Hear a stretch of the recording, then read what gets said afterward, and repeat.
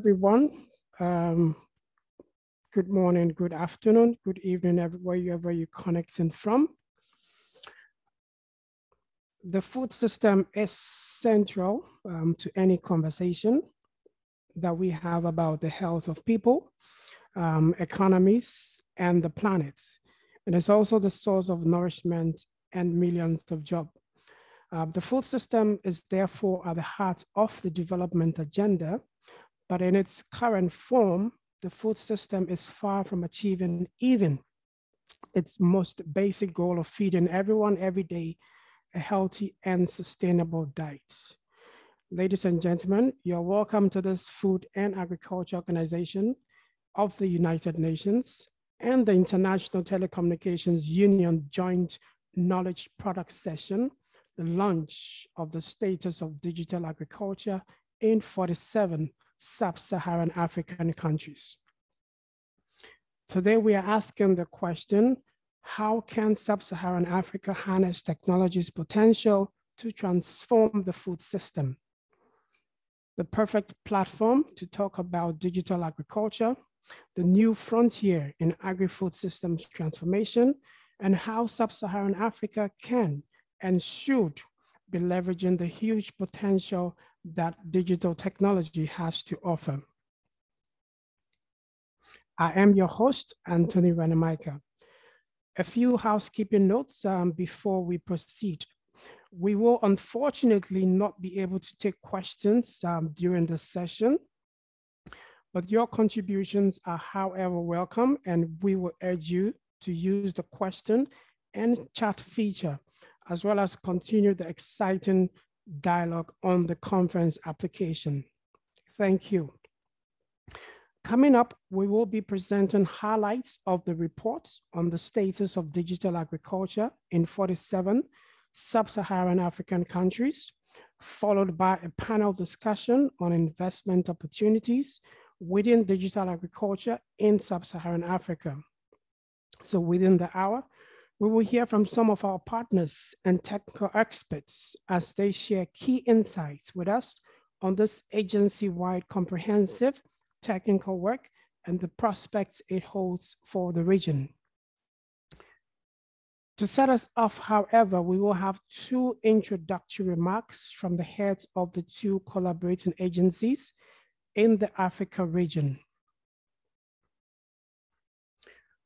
We will hear first from Dr. Abebe Hale Gabriel, Assistant Director General and Regional Representative for Africa, the Food and Agriculture Organization of the United Nations, followed by a second introductory remark by Ms. Anne-Rachel Innie, Regional Director for Africa, the International Telecommunications Union, and Liaison to the African Union and the United Nations Economic Commission for Africa.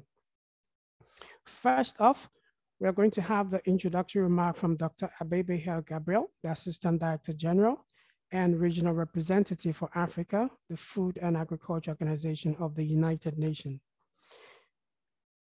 Mr. Abebe, you have the floor. Thank you, Anthony. Ms. Anne-Rachel Innie, Regional Director for Africa, International Telecommunication Union, and liaison to the African Union and ECA. My dear colleague, Bess Crawford, Director of Strategic Planning and Officer in Charge for Office of the Innovation of FAO, distinguished panelists and participants, dear colleagues, ladies and gentlemen, greetings to you all from the FAO Regional Office for Africa based in Accra, Ghana.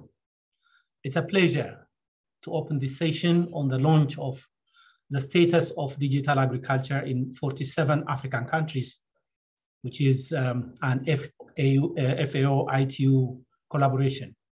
I want to thank ITU for an excellent collaboration with FAO on this exciting engagement. We are all well into the decade of action to realize the Sustainable Development Goals, and for this, more than ever, we need to mobilize ourselves to be a catalyst for change. while in Africa, we have the issue of having to deal with multiple and overlapping shocks and threats induced by such drivers as climate change, pest and diseases, conflicts, economic slowdowns, and so on. It's also evident that the mechanisms to manage and mitigate the impacts of those shocks are either inadequate or lacking. For example, in 2020 alone, COVID-19 may have added between 23 to 39 million people to the ranks of the undernourished in Sub-Saharan Africa.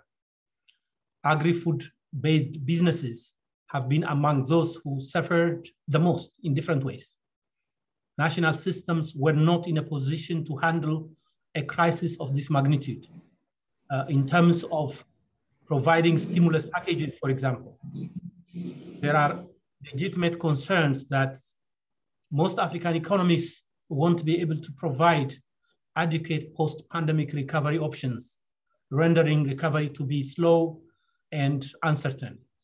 However, there are also emerging opportunities, which, if seized, can help us accelerate actions and deliver results. The Africa Continental Free Trade Agreement that has entered into force last year is said to create the largest single trading bloc in the world, taken by the number of participating countries, with a combined GDP of over $3.4 trillion US. It promises to address the problem of fragmented markets for agriculture products and services in Africa by affording more profitable regional export opportunities for companies of a variety of sizes and at different segments of the value chain, positioning them to benefit from increased economies of scale, creating more opportunities for small-scale entities such as SMEs and farmers to participate in the supply chains of large and medium-sized regional agribusinesses. Advances in innovation, particularly in digital innovation, has been spectacular in facilitating information flow, knowledge sharing, and economic transactions, significantly reducing costs and easing doing business. Clearly, digitalization represents the new frontier for agri-food systems transformation. This year, FAO begins implementing its new strategic framework, 2022-2031, which aims to support transformation to more efficient, inclusive, resilient, and sustainable agri-food systems for better production, better nutrition, a better environment, and a better life, leaving no one behind. FAO has also invested significantly in a digital FAO.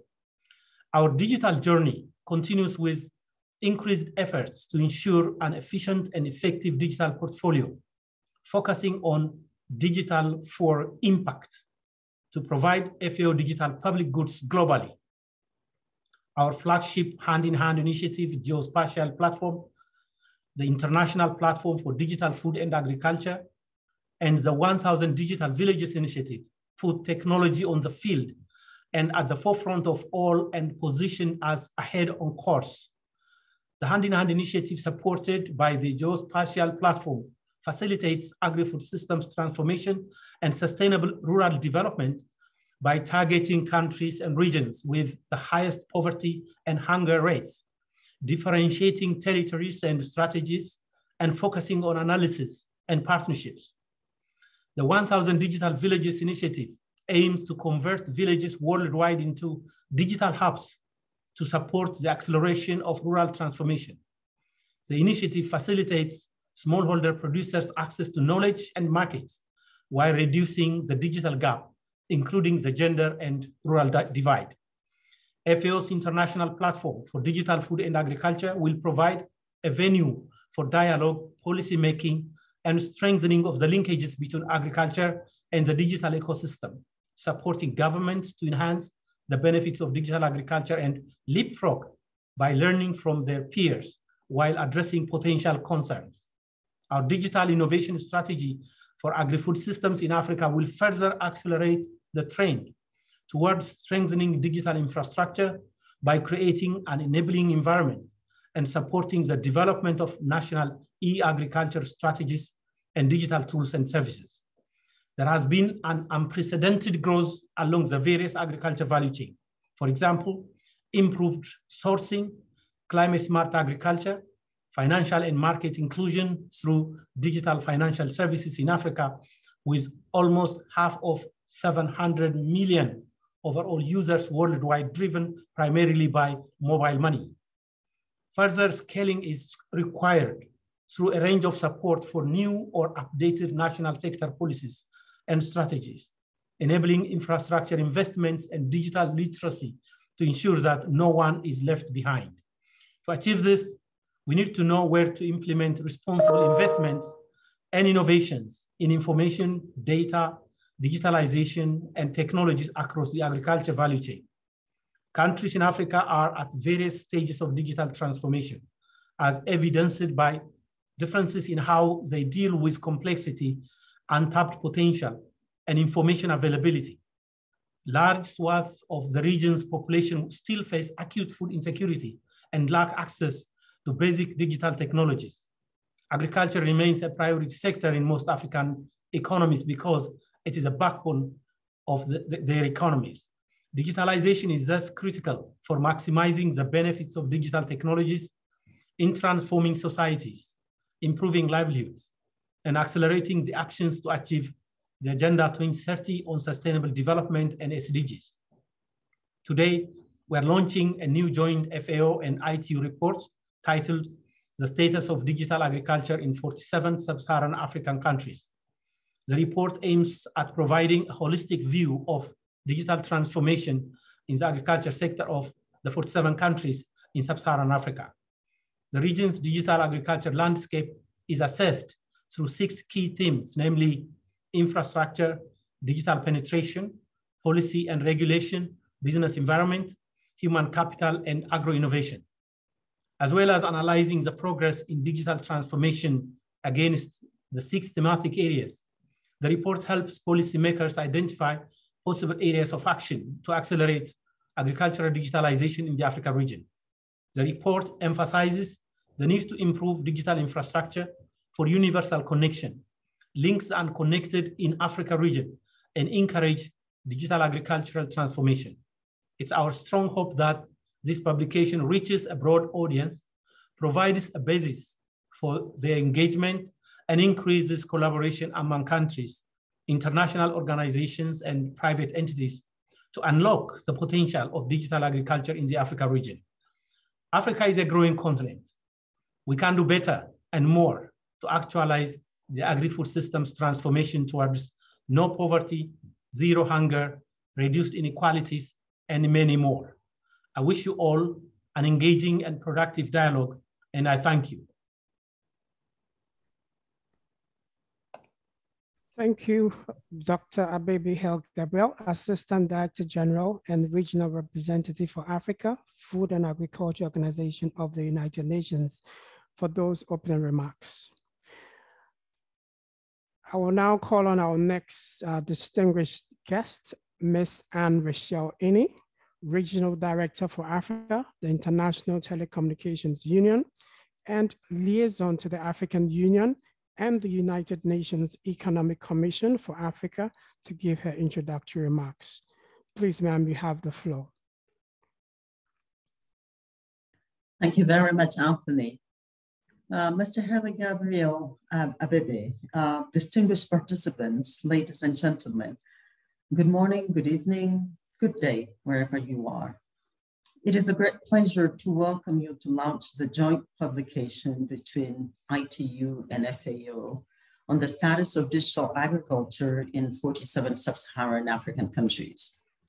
Agriculture is the main backbone of most African economies, as Dr. Abebe said.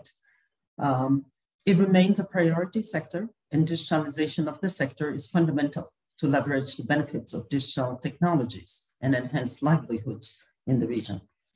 The advancement of digital technologies today has rapidly transformed the digital ecosystem with increased need to develop flexible and also innovative frameworks that can address multi-stakeholder dimensions.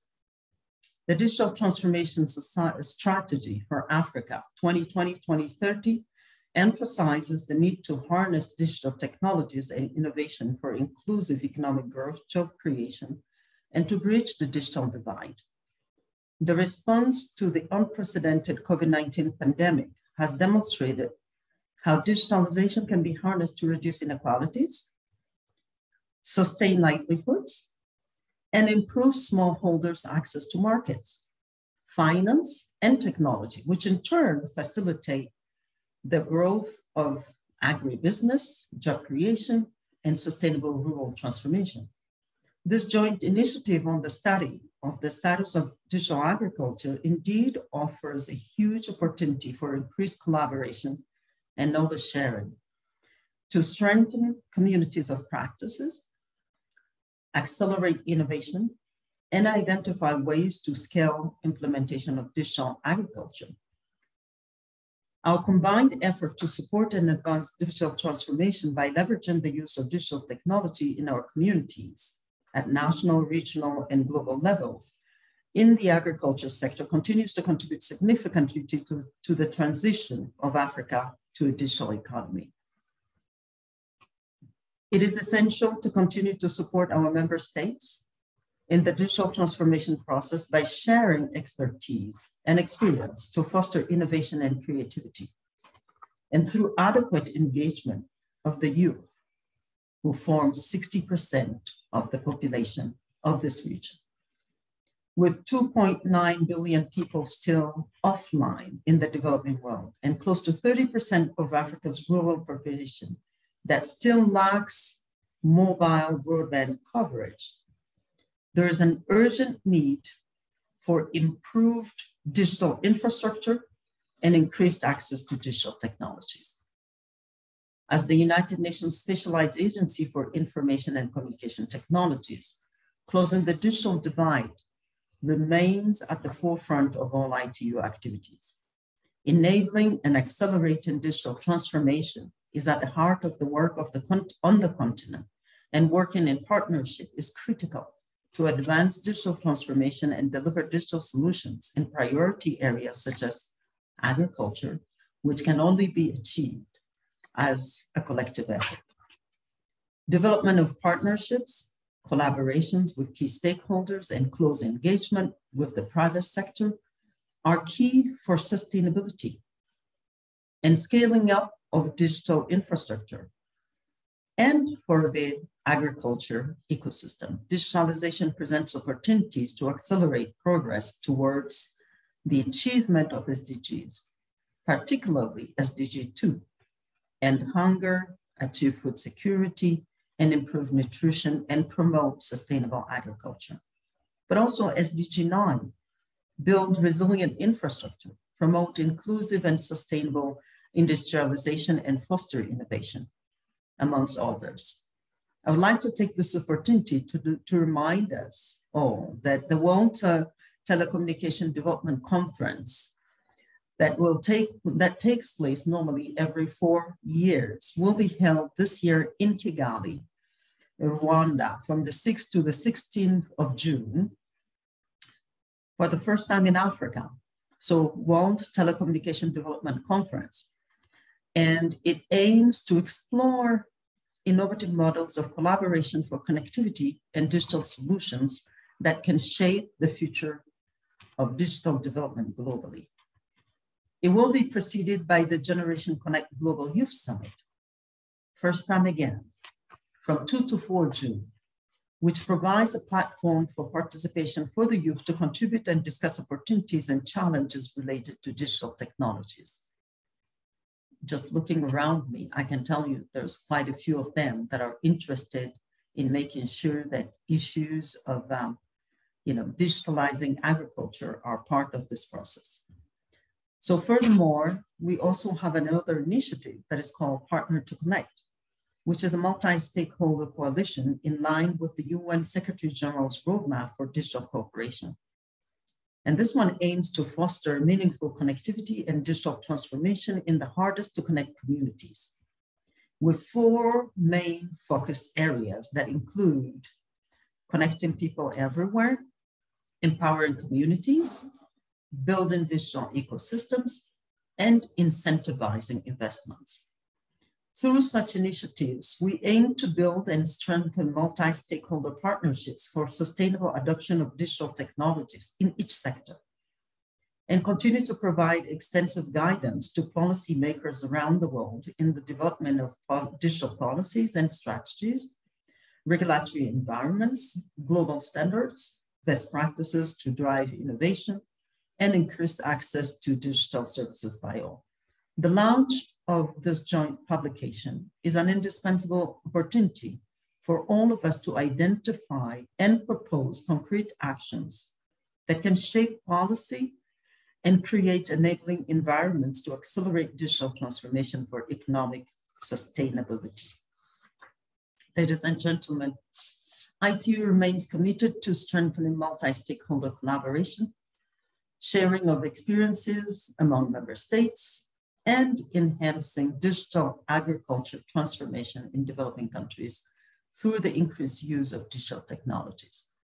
I encourage all stakeholders to continue leveraging digital technologies by developing digital policies and strategies, report national progress such as lessons learned, case studies, and good practices that particularly contribute to digital transformation in the agriculture sector.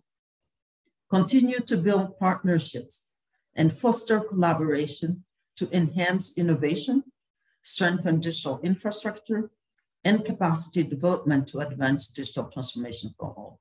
So thank you for being here with us. Thank you for having me, and I wish you fruitful deliberations. Back to you, Anthony. Thank you, Ms. Anne Rachel Innie, Regional Director for Africa, the International Telecommunications Union, and Liaison to the African Union and the United Nations Economic Commission for Africa, for those introductory remarks. Ladies and gentlemen, now we will turn our attention to why we are here, the launch of the status of digital agriculture in 47 African countries. At this junction, we will have a presentation of the overview of the FAO ITU publication presentation and provide you with some access details.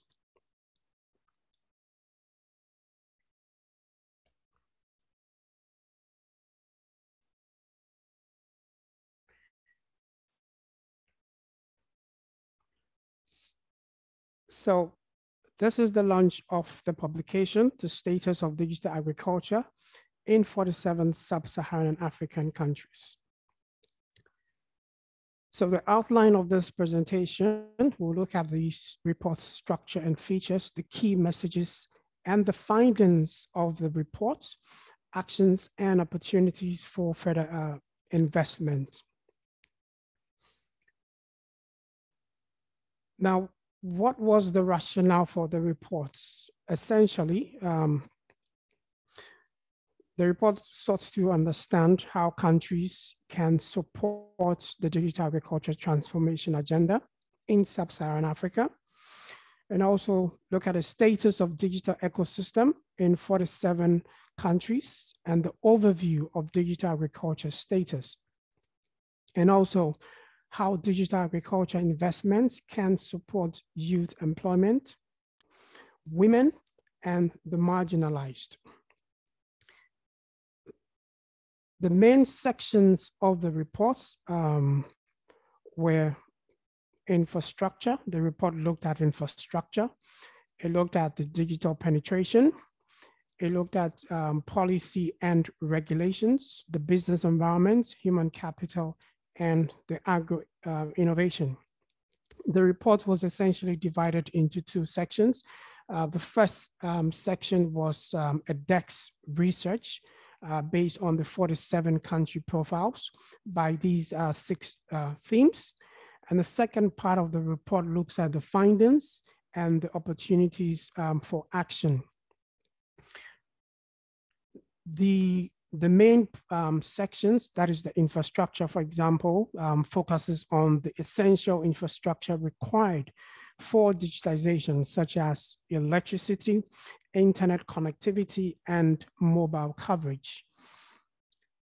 The other pillar, digital penetration, also explores the degree of mobile technology penetration in agriculture, the startup ecosystem, and social media platform. Policy and regulation looks at the highlights and key legal enactments and the institutional setups related to ICT and agriculture service delivery. The business environment of the report looks or presents an outlook of supportive systems essential for investment in the agriculture sector, as well as those that enable entrepreneurship. The human capital outlook explores the literacy, skills, and employment dynamics of the human resources required to power the digital agriculture ecosystem. And lastly, the agro-innovation weighs in on the research and development environment and innovation, taking cues from existing collaborative arrangements, research agendas, and links to agriculture productivity. So within the report, you will find the country profile of 47 countries in Sub-Saharan Africa, beginning from Angola all the way to Zimbabwe. Again, looking at what I just mentioned, the infrastructure, the digital penetration, policy and regulation, and also key indicators. So for example, the infrastructure bit looks at indicators, like I said, the affordability and the features of smartphones, computers, and the ability to connect to and the coverage of broadband networks, internet access cost, as well as the affordability and the availability of these technologies that focus on the rural communities. Going further in the report, we look at the key messages and the findings. The general overview of the report looks at the majority of countries within the region having more than 50% of the population living in rural areas. Also, the report emphasizes the fact that agriculture is still an important pillar as one of the main sources of income. And lastly, smallholder farmers are still dominant in the majority of countries. So we are looking at 250 million farmers and pastoralists. Going further in the report, we also look at electricity being mostly concentrated in the urban areas. We look at the report looks at the availability of internet penetration with regards to 2G, 3G, and 4G, and also looks at the obstacles to use mobile applications and the lack of agriculture content, local languages not being available. For example, the report emphasizes the use of undersea cables that cover multiple countries across Africa. An example, the increase in mobile payments being adopted in many of the countries in Sub-Saharan Africa. The report also touches base on the innovative capacity in terms of literacy level of improved, growing attention to digital skills, research and development, limited innovation capacity of private sector, and also women and young girls, the low ratio in accessing digital training. The area also, the fourth area also focuses on the enabling environment and private participation. Very few countries have developed national digital agriculture strategies or policy guidelines to digitalization in agriculture, fisheries, and forestries. There's also the lack of mature, innovative landscape to support startups. And above all, there's also limited entrepreneurial skills, especially among rural agriculture communities. Now, what were the highlights of the reports? The potential for digital agriculture transformation, growing youth population, increased mobile penetration, exchange of knowledge and lessons among countries, the need to remove the existing barriers for digital transformation. An enabling business environment is fundamental to attract investment in digital agriculture. And also we need to prioritize connection of undersea cables to improve broadband access. In addition, there's also the need for customized digital skills development programs, which are essential to address low digital skills in the population. There's also the need for national strategies needed to be developed. Existing ICT policies are not fully aligned to existing agriculture policies, and this is something that is critical to facilitating the digitalization and transformation of the agriculture value chain, and also increase collaborations among countries, organizations, and the private entities. The report also touches on what are the actions and opportunities available and possible interventions for stakeholders. For policymakers, we need to continue improving the basic infrastructure and the basic national services, continue improving literacy and digital literacy for all age, more investment in research and development, continue to improve policy and environment, and enhance the public-private partnerships. For the financial institutions, provide financial support for digital agriculture, relevant activities, expanding the target of beneficiaries with affordable services. Within academia, the research institutions and the extension agencies, there's a need to enhance research capacity in agriculture and relevant technologies of researchers, capacity development training, or digital extension services. Within the private sector, we need to take a leading role in agri-tech and innovation. We need to be able to transfer technology to the agriculture sector. There's a call to action that the joint report proposes, and this is the FAO-ITU Digital Agriculture call to action. Number one, it is essential that UN agencies, the government, civil society organizations, development partners, and other key stakeholders engage closely with the private sector to support policymakers to create an enabling environment and sustainable digital ecosystem driven by national digital agriculture strategies. The second call for action is that digitization of agriculture can be fostered through pilots, digital extension services mechanisms, and digital public goods to support smallholder farmers to gradually transform the agribusiness approach. The third call for action is digital incubators, accelerators, and labs of some models that can be explored and promoted to support the digital skills and the agro-entrepreneurship, particularly for women and the youth. The fourth call for action is the private sector and the fact that they can play a key role in developing scalable digital solutions to address local situations. And lastly, digitalization creates an opportunity for closer engagement of all stakeholders.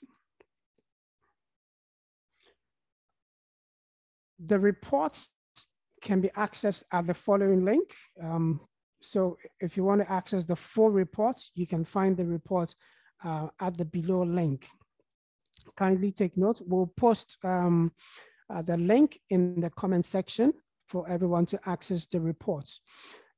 One additional note is that currently the English version of the report is what is available. And in due time, pretty soon, we're going to make a French version of the reports available. So ladies and gentlemen, this is a brief overview and highlights of the report the status of digital agriculture in 47 African countries, Sub-Saharan African countries. Thank you.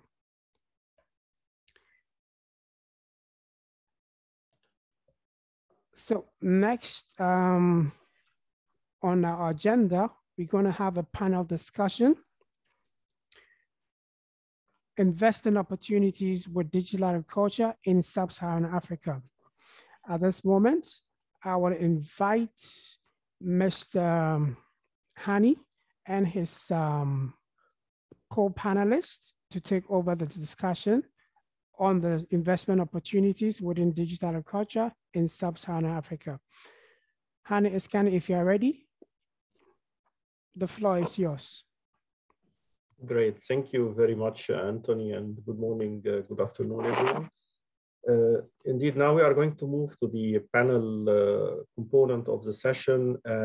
I think the report provides a very comprehensive baseline study of the status of the digital agriculture ecosystem, and this can trigger a lot of the reflections, discussions about what are the potential areas for investment, what is needed in terms of future investments and efforts in the region, and also what kind of collaborations and partnership across all the different development partners, private sector, governments, and other stakeholders to support, to push the digital agriculture transformation agenda. So I'm very pleased to have distinguished panelists who will share with us their own reflection about what kind of opportunities and what kind of investments are needed. So let me maybe start with Thorsten Fischer, who is the advisor working for GIZ Germany in a very important project about scaling digital agriculture innovation through startups.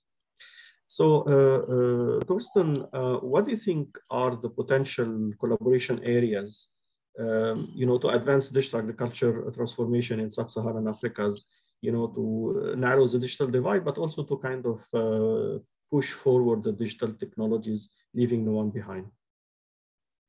Thank you so much, Hani. This is a great question.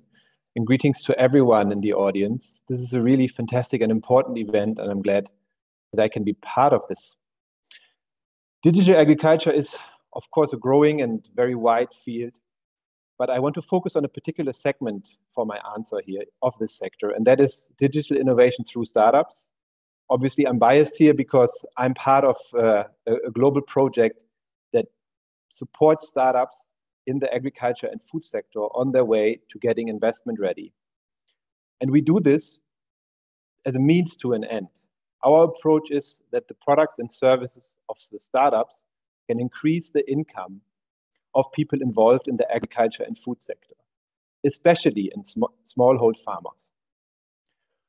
From what we see, the areas of collaboration for digital innovation obviously changes from country to country. Every country is unique, and in some cases, there are in fact too many e-commerce or crowd farming platforms, so digital innovation can create inefficiencies as the farmers do not know which solution to use anymore. At the same time, I'm a strong believer that digital innovation can solve even pressing issues in agriculture. Startups can help from farm to fork through advisory services for planting and input planning. They can help with avoiding post-harvest losses and create fairer prices for farmers.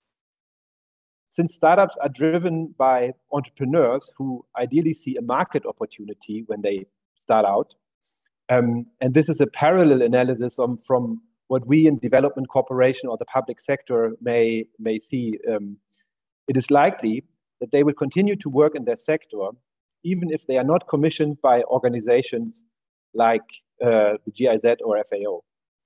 And I think when it comes to digital agriculture, working with startups, working with small technology-driven companies is an approach that should be promoted much, much more.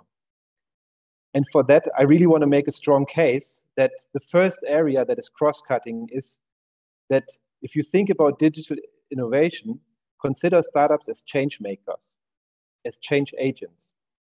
For that to work, we need better procurement processes that include startups, and that goes way beyond hackathons or idea challenges. It means that we understand how digital innovation is agile and changes, and therefore we need to focus more on problems than on perceived solutions. A second area is the cooperation between technical and financial cooperation. While there are by now many programs that focus on technical training, mentorship, and the like, it is still very difficult for ideas to be funded. Often banks will not take the risk that new and untested ideas often carry, or they don't understand what makes a good digital innovation and divides it from a bad one. And even for development agencies, the investment is often too low to be considered. So I strongly believe that this has to change, and to create a narrow, and in order to narrow the digital divide and leapfrog digital technologies, to leave no one behind and improve digital penetration. Because if one wants to build sustainable companies, you need more than capacity development. You also need financial means to use the capacity and grow your innovation. You need to hire people, invest in marketing, and so forth. And this is important because startup innovation done right is mostly bottom up. In order to create a sustainable product, you need to do a good service to your customers. Digital innovation allows you to do that because anyone that is interacting with the innovation is creating a digital trace, right? Every time we interact right now, we produce a footprint online. And this trace can and should be used to get to know your target group better and thereby deliver a better service. For startups working in the field of agriculture, the largest customer groups are smallholder farmers. So when we support startups, we support an inclusive approach that finds innovation despite the large pressure in the field.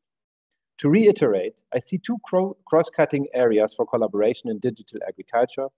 The first is that the public sector needs to take startups serious as solution givers and creators of digital innovation in agriculture. And second, financial and technical cooperation have to work together to fund ideas and create sustainable business models around innovation with bottom-up solutions. Thank you very much.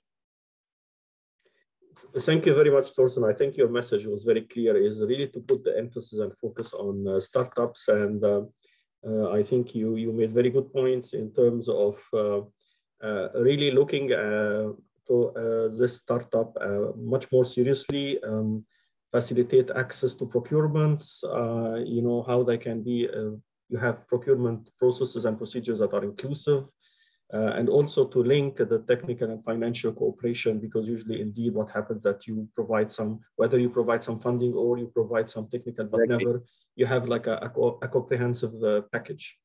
And I liked your point to say that, if we invest in startups, then this is the best way to reach out to smallholder farmers, because those are probably their clients. So those are very, very important insights. Let me build up on that. And now I would like to move to Ms. Yvonne Pinto, who is the lead specialist of digital agriculture innovation at the World Bank.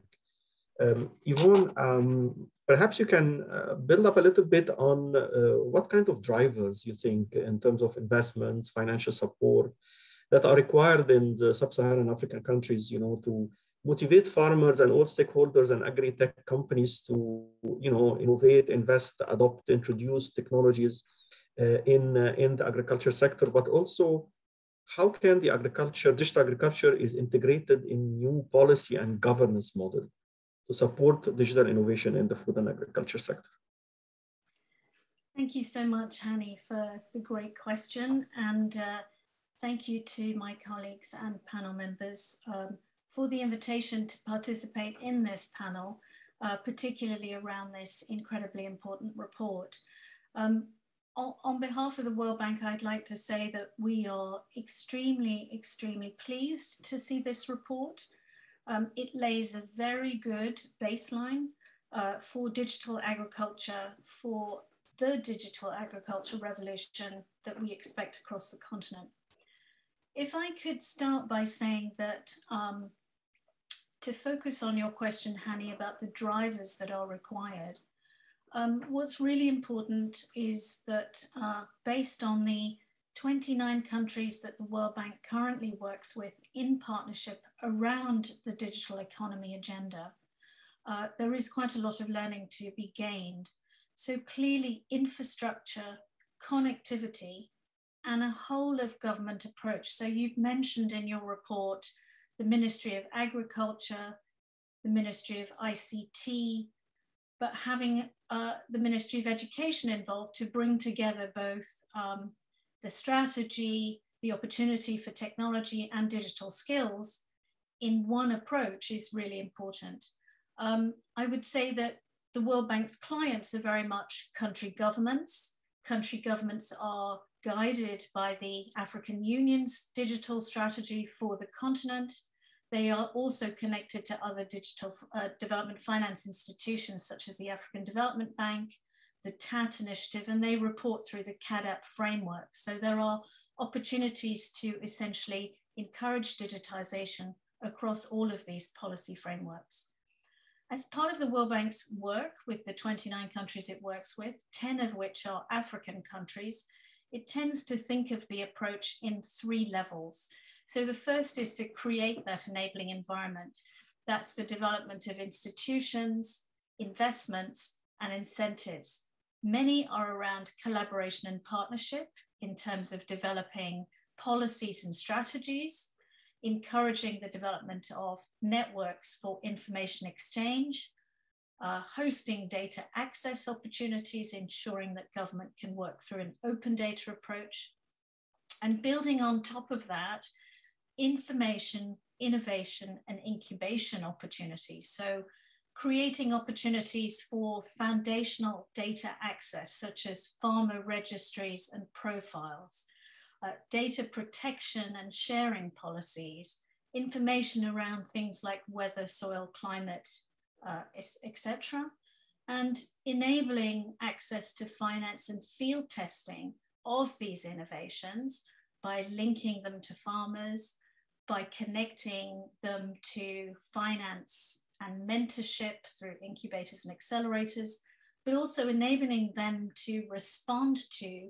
market prices, customers, supply chains in the environment that is contextual to a country. And then finally, to actually encourage through public-private partnerships and the encouragement of incentives to the private sector to create opportunities for agri-tech solutions, particularly things like extension advisory, precision agriculture, facilitations of market pricing and supply chains, and indeed across the value chain so that there are inclusive opportunities for digital finance, particularly for rural populations, and for food systems such as food traceability, food safety, and indeed climate smart certification, the arrival of ESG indices and so on. There are 3 main points that I would really like to make in terms of opportunities going forwards. And this report really enables us to build from the baseline that it provides. I'd like to say that the enabling environment is clearly highly, highly important in creating opportunities, but that the importance of a digital agriculture strategy that builds that whole of government approach is something I would really reinforce that comes from the report. I would say that the lack of a mature landscape is another area that collaboration, participation, and partnership are really important. And I would say that in order to integrate innovations into that environment, there have to be a very clear understanding of the information about those innovations. So who are they? What are they? Where do they exist within the value chain? How successful are they? Do they have clear commercial pathways for development? Are they in need for more iterative testing around affordability for farmers, etc.? And who owns the data and how does that data get shared to build a vibrant ecosystem? So the World Bank is actually in the process of developing something called a Digital Innovation and Acceleration Facility to enable its client countries to actually encourage and foster that enabling ecosystem to ensure that successful innovations have an opportunity to scale. That's a very inclusive effort that involves both investors, universities and capacity builders, both in terms of those in the acceleration and incubation community, but also formal education providers. Because not only do we need to have an increase of digital skills and capacities to deploy these solutions, we have to also address the fact that farmers' digital literacy has to improve in order to be able to use these services. I think the last thing I'd like to leave you with, Hani, is that I think it's extremely important to think about the opportunities for a regional approach. And I would say that there are some studies underway, one that I'm aware of in the Southern African development region, a 16-country study that looks about how to develop that ecosystem at a regional level. So I think those three areas, ensuring that you enhance the enabling environment, ensuring there's a whole of government approach, but that is encapsulated in an agricultural digital strategy, that innovators have the opportunity to continue to try and test within an enabling environment and receive the finance required to grow them and scale them, and indeed to look at regional approaches for ecosystems, particularly to take advantage of the Africa Free Trade Agreement and other aspects. Let me leave you with those. Thank you so much. Thank you very much, Yvonne. Very, very comprehensive and very valid points. I think you made a nice summary, actually, of the report, probably.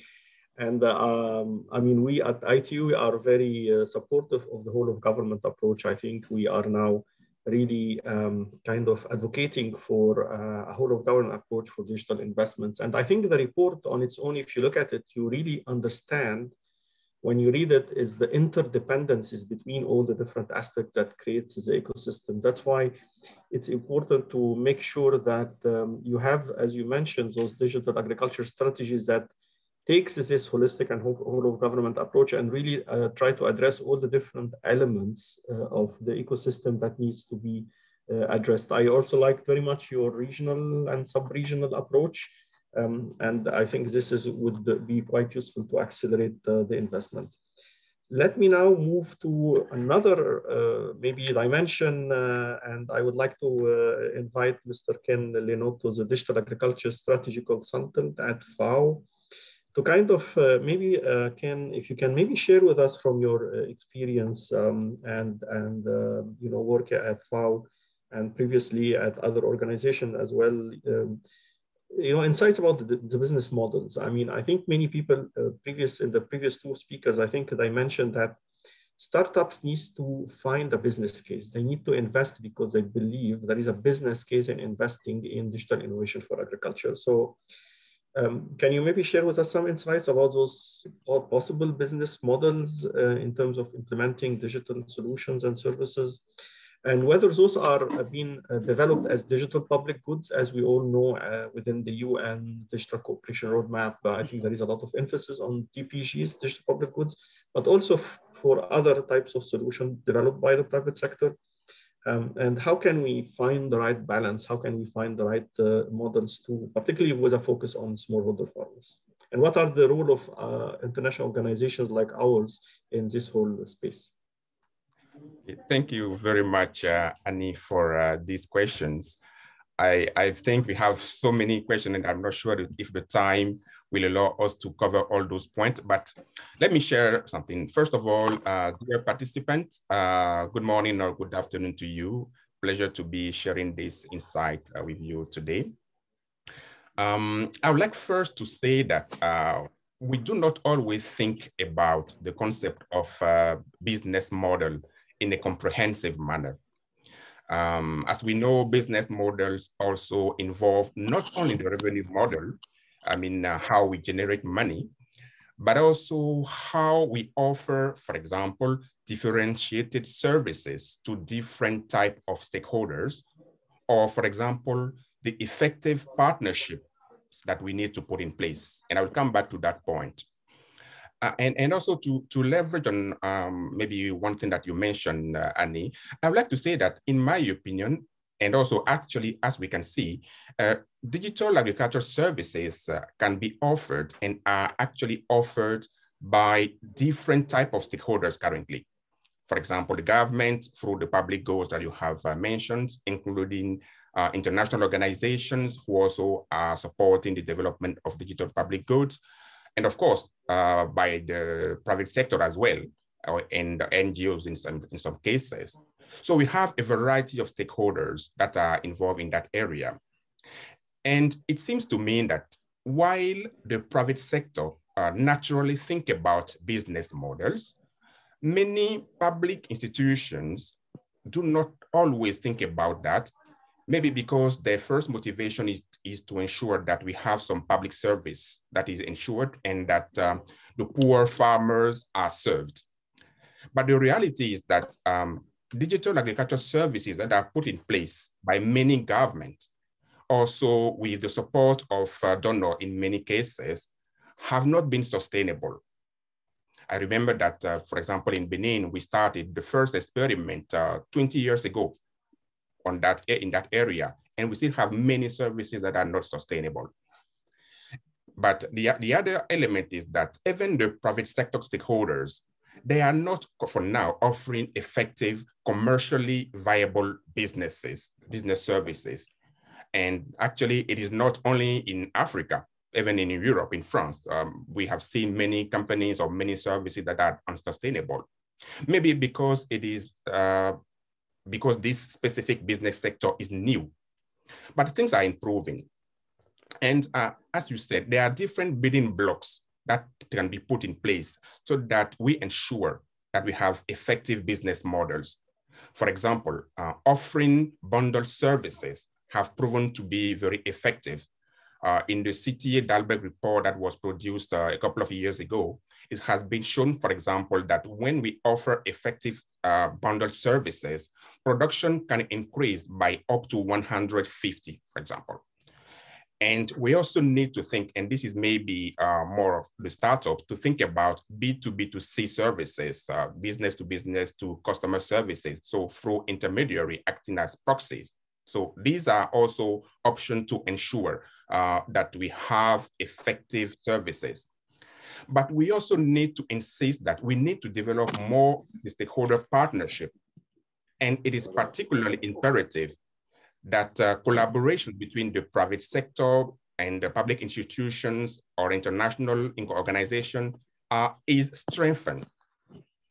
And we can see that we have many international businesses that are currently entering the digital agribusiness segment in Africa. For me, it is really, really important that we ensure that the local digital agriculture entrepreneurs are also involved in those partnerships, in those PPP schemes. Because as one of the colleagues has mentioned, supporting young entrepreneurs is very, very important for different reasons. And one of them is that if we just implement services by leveraging international or let's say businesses, we may not be really favoring the development of local innovation that can be sustainable, that can actually, in the long term, have a strong impact in the growth of the countries. So to finish with, I would like to say that accelerating public-private partnership in that area, while supporting more strongly local digital entrepreneurs, while involving also the research organization more effectively, appears to me as the main viable option that we have to ensure that we have effective business model and services in place for the farmers. Thank you very much. Thank you very much, Ken. Thank you very much, Ken, for all the great insights. And indeed, you reminded us of the excellent report actually CTA published. I read it like probably twice, the digitalization in Africa, agriculture digitalization in Africa. And indeed, I looked at a lot for this concept of bundling services, because this can allow for more value proposition to the smallholder farmers, but also cross subsidy between different services, because farmers might be more willing to pay for a service, but not for the other. I think you made a very good point, about the PPPs and the involvement of the startups. I think this also can provide some links to this concept of digital agriculture platforms, that we need to move to platforms as opposed to kind of fragmented solutions for this bundling and integration, but also for sustainability, because that's another big issue. Okay, time is running, and we still have a very important topic to cover, which is really related about how we make sure we include youth and women in this whole process. And in that, I would like to invite Ms. Brenda Gunde, the Global Senior Technical Specialist, ICT4D in Agriculture at IFAD. Brenda, how can the investments that we can do in digital agriculture in those Sub-Saharan Africa can get the youth and the women more involved in agriculture, how they can, help to create employment, and what kind of capacity development models we can promote, to support the digital skills and, to promote the development of those agri-tech solutions, particularly involving women and youth. Thank you. Thank you so much, Hani, for that question. And 2 days shy away from the International Women's Day. So first, let me thank FAO and ITU for working on this publication that also expands and highlights opportunities for investment to ensure youth and women are participating and are included in the agriculture transformation agenda. One thing I want to say that for sure, according to statistics, we are looking at a youth population budge. Statistics are showing us that by 2030 in Africa alone, they would have about an increase of 42% of the population of young people, and will continue to grow up until 2025. What this means is that we are looking at a demographic increase that we can no longer ignore. We can no longer look at that as an option or afterthought when looking at agriculture investments. We need to look at this widening gap between farmers right now in terms of the age as a challenge that is facing many countries in terms of how do we ensure that young people and women are actually participating in agriculture transformation.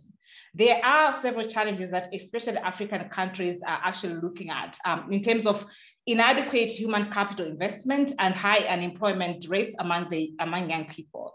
Some of the areas that have been used to address these challenges is looking at government prioritization of human capital development, which includes digital skills development programs, addressing digital literacy, and supporting equal access of opportunities for both young people and women. These skills should expound beyond tertiary level, looking at how we can integrate digital skills and digital innovations in both vocation, formal and non-formal education, and addressing inclusion of these elements into the curricula. On the other hand, it is also crucial to ensure that we are looking at strong investment in supporting what Torsten and also Yvonne and Ken have highlighted in terms of startups and growing agripreneurs. We need to have enabling policies that are promoting investment in private sector development, which in turn would also increase in terms of job creation opportunities. Young people and women would like to take part in agribusinesses. However, most of the challenges in these countries is access to capital, access to credit facilities, where actually, even if credit is available from the institutions, financial institutions, there are challenges for them to provide security for these loans. And young people and most of the women do not have such kind of security that they can be able to access these loans. And all these challenges are actually being very detrimental to supporting young people and women to contribute to agriculture development. However, it's not all doom and gloom. There are some programs that are supporting investments to address the challenges I have raised. For example, IFAD is working on investment into agribusinesses hubs, which is expanding to 11 countries in Africa, where young people are being supported to build digital skills, to build entrepreneurial skills, and also helping them to have access to wage employment and promote peer-to-peer learning. We also have seen our partners working on models such as community-based agents, village-based advisors, where these are models where young people are being involved and incentivized to actually contribute to agriculture as community change agents or providing agribusiness information services, and even working on creating their own agribusinesses in the agriculture sector. There are other initiatives that have actually supported women to, for example, digitalization of rural village-based savings groups, where these women can be able to have access to digital technologies that are enabling them to have support for them to track and monitor their investments, thereby supporting them to have knowledge and information on how they're making their investments into those kind of activities.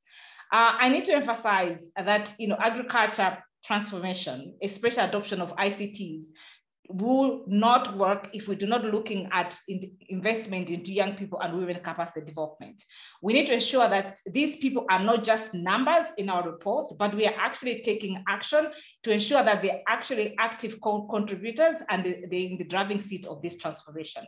In IFAD, we're also working on what we call public-private producer partnerships, where actually these smallholder farmers are part of these conversations and are working together to create that ecosystem that is fostering innovation, attracting more investment, and promoting agriculture development and transformation.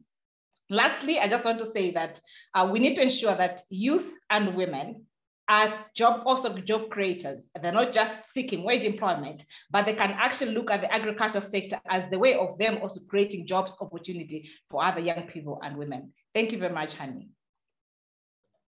Thank you very much, Brenda. I think there are, again, a lot of good insights, and I think we fully agree on many of them, particularly to have targeted programs, particularly for digital skills, building targeted for women and youth. And at ITU, for example, we have developed a special training and digital skills program for women on digital entrepreneurship, for example, and types of e-commerce, because we truly believe that women are indeed job creators, as you mentioned. We have delivered those trainings in different types of countries, and we already see the results, So I think there is a lot of potential, and I agree that usually those are just mentioned, but there is nothing targeted and nothing special. They are just mentioned in terms of numbers, but with no particular, clear strategies. Anyway, I mean, time is unfortunately running fast, and I think we already exceeded our time. So I would like to thank very much all the great insights that have been shared by our distinguished panelists. And I would like to now hand over to Ms. Beth Crawford from FAO to do a kind of a quick summary and a wrap up. Thank you very much. Thank you very much. Thank you. Thank you very much, Hani. And distinguished delegates, ladies and gentlemen, dear colleagues, it is really my honor to speak at the end of this successful event. I think we can all agree that the study and discussions of today are important and timely, given the turning point foreseen for Sub-Saharan Africa's digital agriculture transformation. Africa has placed digitalization at the center of its priorities through the Digital Innovation Strategy for Africa 2020-2030, and I hope the report launched today will contribute towards its achievement. Furthermore, the interesting exchanges on the topic of investment opportunities helps focus our understanding on the road ahead and the work to be done in the future. Investment in innovation and digital agriculture has the possibility to unlock the continent's potential in agriculture. The report is really just a starting point that encourages all organizations working in the region to actively engage and collaborate with FAO under the Strategic Objective 2022-31, with its narrative of supporting the 2030 Agenda through the transformation to more efficient, inclusive, resilient, and sustainable agri-food systems for better production, better nutrition, a better environment, and a better life, leaving no one behind. Our strategic framework also includes 4 accelerators: technology, innovation, data, and governance, which help speed up transformative actions, including digital agriculture transformation. As FAO, we are fully aware of the importance of partners, including government, international organizations, private sector, academia, and civil societies to work as one. So we are looking forward to working closely with all our partners to take actions in support of all the stakeholders of the agri-food systems. So ladies and gentlemen, we have reached the end of this session, which I believe we can all say was a great success. I would like to thank very much the ITU Regional Director for Africa and the FAO ADG Regional Representative for Africa for their opening remarks. I would also like to thank all the speakers and panelists today for their valuable contributions and engagement. And of course, to thank the moderators for their excellent moderation and keeping everything running smoothly. Our gratitude also goes to all the participants today. Your contributions, inputs, and thoughts in the chat are very much appreciated. Let me reassure you that we will share the recording for all the participants, which we hope will foster further discussions in your respective countries, organizations, and institutions. We also thank the organizers of the ICT4Ag event that provided us with such an excellent opportunity to launch this study and reach a broad audience. And finally, of course, my appreciation goes to our colleagues at ITU and my colleagues from the Office of Innovation at FAO for their hard work in writing this report and organizing today's session. Thank you to all the distinguished delegates, guests, and colleagues. I wish to close the session and thank you again for your presence. Thank you.